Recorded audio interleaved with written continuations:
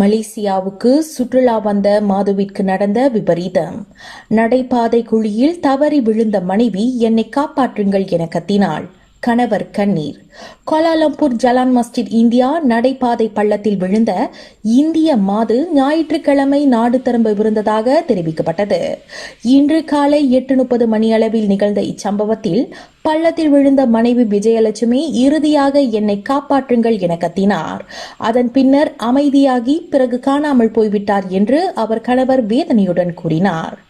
என் மனைவி உயிருடன் மீட்கப்பட வேண்டும் என்பது மட்டுமே எனது பிரார்த்தனையாக உள்ளது என்று அவர் தெரிவித்தார். நிலச்சரிவில் புதையுண்ட இந்திய ஆந்திராவை சேர்ந்த மாது பள்ளத்தில் விழுந்தார்.